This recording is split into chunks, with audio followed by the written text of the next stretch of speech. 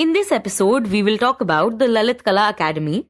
We will also talk about Prime Minister Narendra Modi's recent interview. But first, we will talk about the anti-corruption bureaus. Hi, I am Niharika Nanda, and you are listening to Three Things, the Indian Express news show.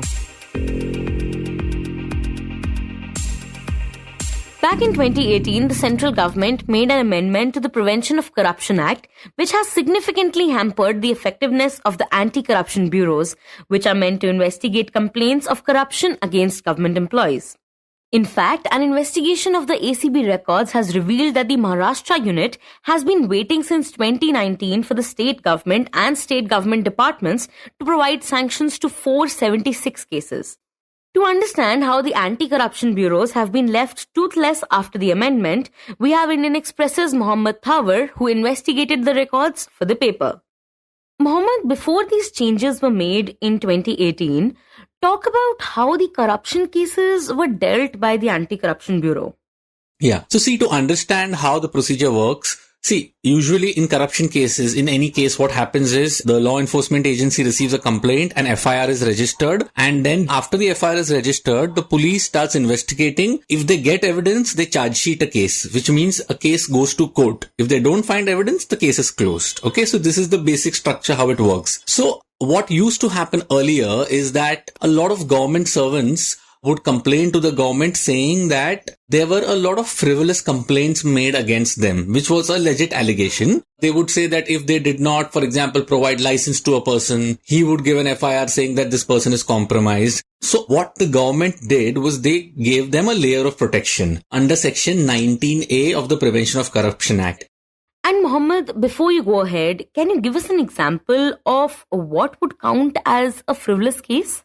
See, a lot of government officials felt they were targeted by rival lobbies, that if you do not, for example, give us the contract, then, we will file a complaint against you, and basically just harassment, just trying to intimidate them. So then the government realized that, okay, there has to be a layer of protection when it comes to frivolous complaints by interested parties. Because see, the government departments provide licenses, they provide a lot of permissions. So, what the government did is they came up with a section in Prevention of Corruption Act, they came up with a section 19A, which said that if there is a corruption FIR against a government official, the police cannot file a charge sheet till the time they get permission from the head of that particular department. So for example, irrigation department official ke khilaf, if there is a FIR and a charge sheet has to be filed, the head of the irrigation department, till the time he does not give sanction, the Anti-Corruption Bureau cannot file a charge sheet against the employee. So the head of department was supposed to weed out complaints that he felt were frivolous. Okay, so 19A gave the government a layer of protection, which was supposed to be a good thing. So what happened after that? So now what happened is 2018 bizarrely is that the government came up with another section called 17A. Now what does 17A say? 17A says that you need head of department permission even before filing an FIR. So here, if I go to the Anti-Corruption Bureau and I say that this person from the irrigation department or the transport department has demanded bribe, even to investigate that allegation, I will need permission of the head of that department. Right. In the earlier protection, an FIR could be filed, but to file a charge sheet, which is a formal submission to the court against the accused, you had to take permission. But now, even to file an FIR, to start an investigation, you need permission. Tell us, what was the reaction to this change? So, people were surprised because you already had a protection in 19A. Now, again, you're saying frivolous complaints. The central government came up with it, and in July 2018, it became a law after the president's nod. Now, what started happening after that is any complaint that the Anti-Corruption Bureau received, even before they could investigate the case, they needed permission from the head of department, and these permissions would hardly come. So what happened is, over a period of time, even departments like CBI, Anti-Corruption Bureau, this change was brought in the Prevention of Corruption Act, which is used by police forces across the country, CBI, Anti-Corruption Bureau. So imagine now, for even to investigate any complaint, you need to go to the head of department, who may take 4 months to investigate the case, to give permission, or who may sit on it indefinitely. And even if it takes 3 months, in that time, the person has the time to kind of ensure that evidence against him is destroyed. So a lot of government officials that we spoke to said that in fact, a lot of anti-corruption officials we spoke to have said that after 17A, the fight against anti-corruption has come to a standstill. And do we have a sense of how many corruption cases are pending because of this?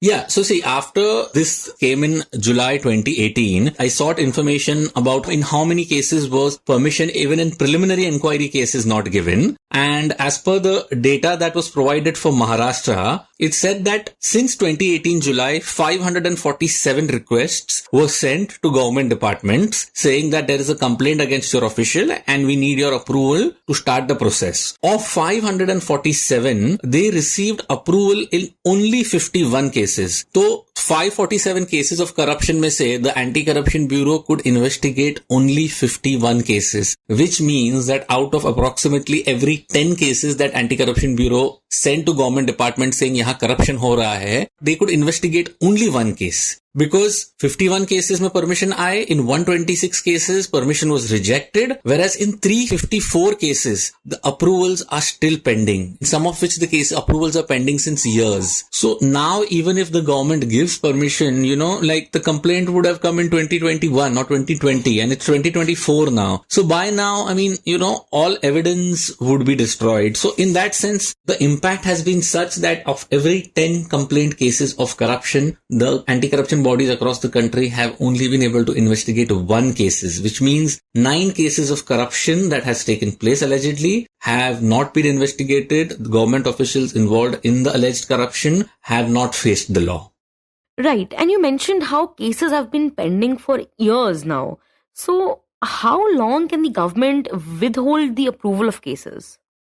So see, that is where the issue gets tricky. When the law was brought in, it says, and I read out, while the section gives a maximum of 4 months to give approval. Basically, you have to give approval in 3 months, and if there is a delay, it gives you 1 more month where you have to give reasons for the delay in writing. So within 4 months maximum, you have to say that, okay, you either go ahead with the corruption investigation or not. But it does not say what to do if the government department has not sent a reply for 4 months. So it's not that if you don't receive a reply for 4 months from the department, you can go ahead with the probe. No, it does not say anything. So anti-corruption officials keep writing to government departments. They don't receive a response. The law does not give them any support in terms of, okay, after this long, you can go ahead with it. So they are just sitting on it. They are just writing letters. They are not giving a response. So in that sense, it's a moot point. So does this make the anti-corruption bureaus essentially toothless now? It definitely does. In fact, I started investigating this entire thing after I met an officer who was given a transfer to the CBI, who was offered a transfer to the CBI. And CBI, you have to understand, is one of the most sought after posts. But he said that he was not taking the transfer to Anti-Corruption Bureau of CBI because anti-corruption agencies across the country are toothless. He said after 17A, you talk to any unit that takes on corruption, and they will tell you that we have not been able to act again in corruption complaints because we just don't get permission to even start the investigation. That's when I sought details from the Anti-Corruption Bureau Maharashtra, and what he said was right, because if around 450 cases, you're getting approvals in 50 cases, that is a problem. And from the data that you got, can you tell us the kind of cases that remain pending mostly?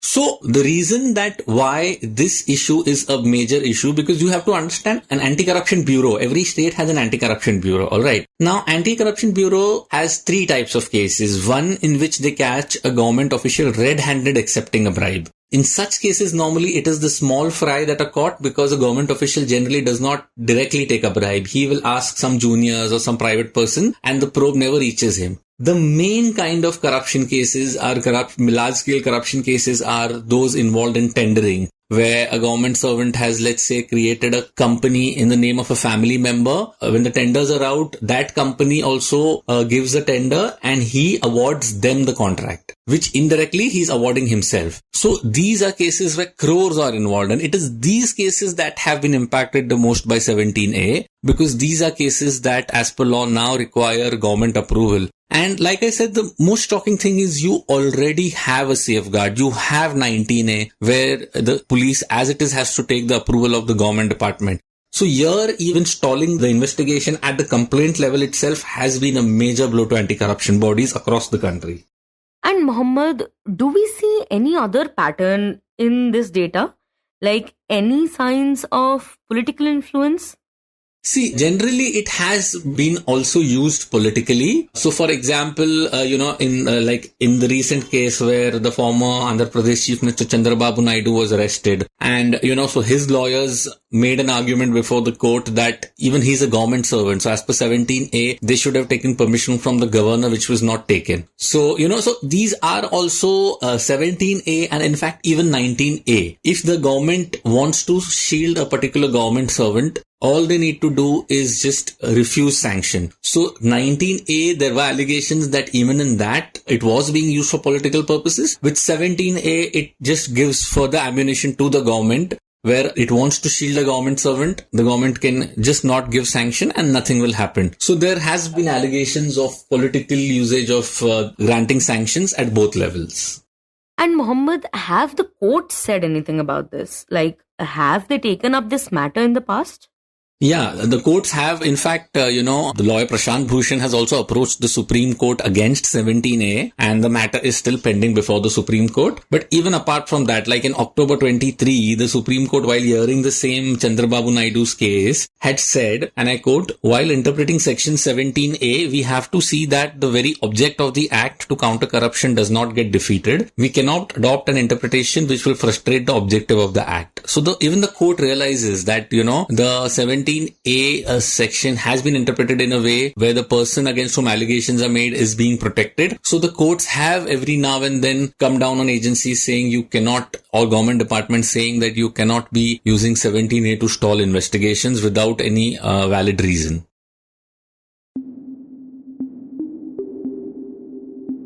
And next we talk about the Lalit Kala Akademi, which was set up by the centre in 1954 and remains the government's apex body for visual arts in India. Last month, it came to light that in an unprecedented move, the Ministry of Culture had curtailed the powers of Lalit Kala Akademi chairman V. Nagdas, barring him from taking any administrative actions, including matters related to appointment, recruitment, transfer, disciplinary action and financial decisions without consulting the ministry. This move was significant considering that the Academy is an autonomous and democratic organization affiliated with the Ministry of Culture. In this segment, Indian Express's Divya A joins us to talk about the move and the responses it has prompted. Divya, tell us what exactly has the ministry said and why did it issue this order? So this recent order that we are talking about, this was passed about 3 months ago. It's surprising and it's unprecedented at the same time because this has never been done in the history of the academy, so to speak, that the chairman who is supposed to officiate on all matters of appointments, transfers, financial bills, clearance, everything. So these basic powers that he's supposed to take care of have been taken away from him by the ministry. So the order says that you are hereby directed not to take any administrative actions, including appointment, recruitment, transfer, disciplinary actions and financial decisions without the concurrence of the Ministry of the Culture. And that is exactly what the chairman is supposed to do. So he basically becomes a chairman without any powers. And can you talk to us a bit about Chairman Nagdas himself and when he was appointed to this post? So he's a 64-year-old painter and printmaking artist from Kerala's Palaghat. And it's surprising that things would come to such a pass because he was appointed through a selection process by the ministry only and just in March last year, March 23. But things went downhill and one after the other there were incidents that the ministry and the chairman did not see eye to eye on, and consequently this happened. But Nagdas on his own is a very accomplished artist. In fact, as per the Academy's own website, which displays his credentials, he holds a postgraduate diploma in graphic arts from Vishwa Bharati University, which is Shantiniketan. He is also a recipient of several awards, even the Academy Award by the Lalit Kala some international awards, and he's also a gold medalist from the Kerala Lalit Kala Akademi.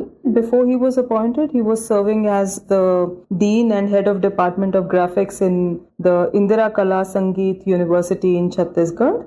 And he came after Mumbai-based sculptor Uttam Pacharne, who headed the academy for about 5 years before Nagdas was appointed. And Divya, do we know why the Ministry of Culture gave this order? And what did the officials have to say about it?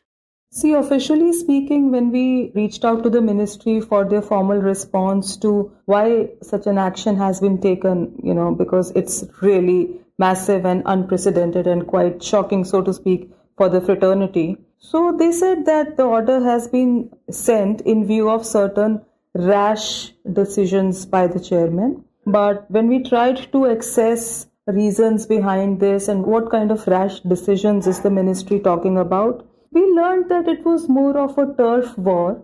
The chairman, as people close to him tell us, he was trying to run the organization as an autonomous art and culture organization, which is how it should be, which is how it is supposed to function. But the ministry was probably used to running it like an extended government office. So it was more of a turf war. Why did you appoint somebody? Why didn't you not take our concurrence? Why did you clear somebody's arrears without asking us? So these are the kind of issues that happened. For instance, I can tell you that as soon as Nagdas took over in March 23, he had appointed 29 consultants on various positions for editorial jobs, curatorial jobs, something that is required for an academy to run across its centers. There are many regional offices also that the academy has besides its Delhi headquarters. So 29 such people were appointed to execute like the routine academy tasks.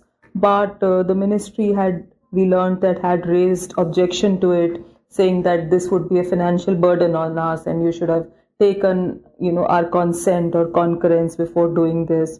So in fact, when the order to curtail Nagdas's powers was passed, soon after that, 24 of these consultants' services were also terminated by the ministry. So that kind of turf war was going on.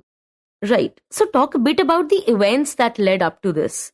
What were the kind of things that happened before this move? So Nagdas had also announced some exhibitions, some major exhibitions, in fact in an interview to us only soon after taking over, one of which was supposed to be in Ayodhya, a major exhibition, which was about the philosophy of Ram, like it was called the Ram, the man, his ideas. Apparently something the ministry thought was not right about this, or so they wanted, him to have consulted them before announcing such a big move. So that also became a bone of contention.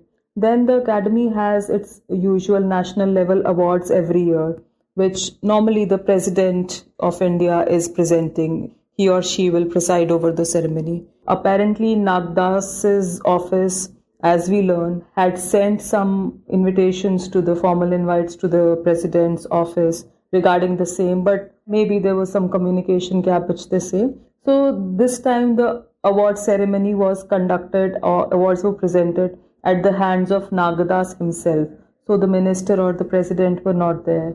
So the ministry was also very riled with this, and they thought that the stature of the awards have come down. So those are the kind of issues that they had, that, ministry wanted things to run in a certain pattern that it was used to running. And Nagdas was apparently running it like an independent arts organization, like he thought it should be running. So clashes happened.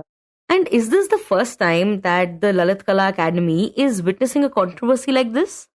No, unfortunately, Lalit Kala Academy has been in controversies one after the other. In fact, for 3 years between 2015 and 18, Culture Ministry directly ran the academy by invoking some special provisions in the constitution. In fact, in 2015, the government had taken over the management of the arts body because of complaints. Some complaints had come regarding some administrative and financial irregularities. Some staff members had also been sacked at that time. So this place has been in one controversy or the other for many years now. And apparently there are a lot of financial irregularities that have gone on, and some legal cases going on. Some employees who were sacked have come back to sue the government. The government has also terminated some people. So all of this has been going on for long. For 3 years, the government directly ran the academy till 2018, after which Mr. Pacharne was appointed. For about 5 years, he ran the academy. Then after that, Mr. Nagdas came, and we know what happened. In the meantime, there were also reports that CAG, the audit body, the Comptroller and Auditor General, they had also flagged some irregularities in the academy. So unfortunately, this premier arts institution has been under the shade of controversies, as it shouldn't have happened. And Divya, could you talk about what other artists have to say about it, especially considering the origins of the academy? See, we have to also understand how did the Lalit Kala Akademi came about. It was among the 3 major arts bodies of independent India that were formed in the 50s, along with the Sangeet Natak Academy and the Sahitya Academy. You know, independent India, new sets of performing arts, its own literature, its own art forms. So that is the purpose. These 3 academies were instituted and formed side by side in the center of Delhi's art district. But I think down the line, 50 years later, some artists say, many people from the art community say that they have served their purpose. Now, I think they need to be repurposed, and massive changes are required, massive restructuring is required, a new direction needs to be given. And in the light of all these appointment and transfer and financial irregularity related controversies, I think a massive cleanup exercise is required, and then maybe it should take a new form, new direction, and a new mandate. And that's the only way we can look at it going forward.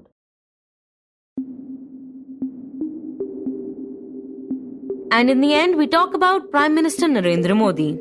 In an interview yesterday with Smita Prakash for the news agency ANI, Modi addressed a variety of issues ranging from his pre-poll campaign and his views on Congress members refusing to attend the Ram Temple consecration to Elon Musk's plans in India and his 2047 vision.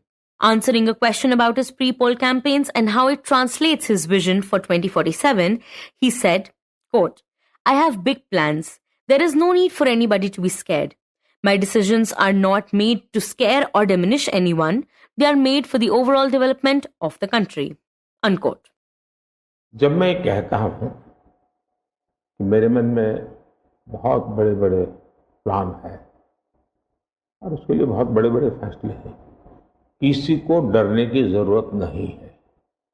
मेरे निर्णय किसी को डराने के लिए नहीं है, किसी को दबाने के लिए भी नहीं है। मेरे निर्णय देश के सर्वांगीण विकास के लिए, जन कल्याण के लिए। During the interview, he accused the opposition of spreading lies about the electoral bond scheme and stated that everyone will regret when there is an honest reflection on how the country has been pushed towards black money in elections. He further emphasized that the scheme should be viewed as a success story as it has facilitated transparency by revealing the contributors to political parties. अब देखिए, electoral bond न होते तो किस व्यवस्था में ताकत है वो ढूंढ के निकालते कि पैसा कहां से आया और कहां गया। ये तो इलेक्टोरल बॉन्ड की सक्सेस स्टोरी है कि इलेक्टोरल बॉन्ड थे तो आपको ट्रेल मिल रहा है मनी का कि किस कंपनी ने दिया, कैसे दिया, कहां दिया। अब उसमें अच्छा हुआ बुरा हुआ वो विवाद का विषय हो सकता है, इसकी चर्चा हो। In the conversation that lasted for over 70 minutes, he also responded to the interviewer asking about leaders from various political parties declining to attend the consecration ceremony of the Ram Temple in Ayodhya. To this, he said that the rejection of the invitation to the consecration ceremony was merely an attempt to appease vote banks, adding that these parties viewed the event as a political tool. क्यों? कि एक ऐसा हथियार हाथ में है जो हथियार वोट बैंक पॉलिटिक्स के लिए मजबूती का एक दांव है, इसलिए उसको पकड़ के रखा गया और बार बार उसको भड़काया गया। अब जब ये अदालत के अंदर मामला चल रहा था, अदालत में अभी जजमेंट ना आए वहां तक कोशिश की गई। न्यायिक प्रक्रिया से होना चाहिए, तो हमारा संविधान हमें कहता है और सरकार की तो जिम्मेवारी है, लेकिन उसमें भी अड़ंगे डालना, ये क्यों? क्योंकि उनके लिए ये राजनीतिक हथियार था, ऐसे लोगों के लिए। और देखिए राम मंदिर का, ऐसे लोग हैं राम मंदिर कर रहे हैं, तुम्हें मार देंगे, ऐसा करके वोट बैंक बनाने का एक तरीका था। अब हुआ क्या राम मंदिर? When asked about the lack of a level playing field and the alleged influence over law enforcement agencies, PM Modi said that none of the laws concerning the filing of cases by the Enforcement Directorate or the CBI were introduced by his government, arguing that on the contrary, their administration implemented reforms for the Election Commission. इसमें एक भी कानून मेरी सरकार ने नहीं बनाया, चाहे ईडी हो, सीबीआई हो, चाहे इलेक्शन कमीशन। ऊपर से हमने तो इलेक्शन कमीशन में सुधार किए हैं। आज इलेक्शन कमीशन बनता है तो अपोजिशन भी उसमें होता है। पहले तो प्रधानमंत्री एक फाइल पे साइन करके इलेक्शन कमीशन बना देता था, और जो उनके परिवार के साथ निकट जुड़े थे ऐसे ऐसे लोग इलेक्शन कमिश्नर बने थे। ऐसे लोग इलेक्शन कमिश्नर बने थे जो वहां से निकलने के बाद राज्यसभा के मेंबर बने, उनकी सरकार के मिनिस्टर बने। ऐसे इलेक्शन कमिश्नर बने थे जो कांग्रेस के बाद में कैंडिडेट बने, और इसलिए हम उस लेवल पे प्ले नहीं कर सकते। तो हमारा लेवल प्ले फील्ड हो ही नहीं सकता, हम ऐसे बन ही नहीं सकते। हम अच्छे रास्ते पर जाना चाहते हैं, हम उस रास्ते पर जाना नहीं चाहते। दूसरी बात है, In this conversation, he also discussed the potential entry of Elon Musk's Tesla and Starlink into India, saying that he welcomed investments into the country, but it was essential that the efforts put into work reflect the dedication of our own people. He said, quote, "The product should have the essence of our soil so that our youth in the country will get employment opportunities." Unquote. इतना ही नहीं, मैं चाहता हूं हिंदुस्तान में निवेश आना चाहिए, क्योंकि भारत में वो चीजें जिसमें भले पैसा किसी का भी लगा हो, पसीना मेरे देश का लगना चाहिए, उसके अंदर सुगंध मेरे देश की मिट्टी की आनी चाहिए, ताकि मेरे देश के नौजवानों को रोजगार मिले।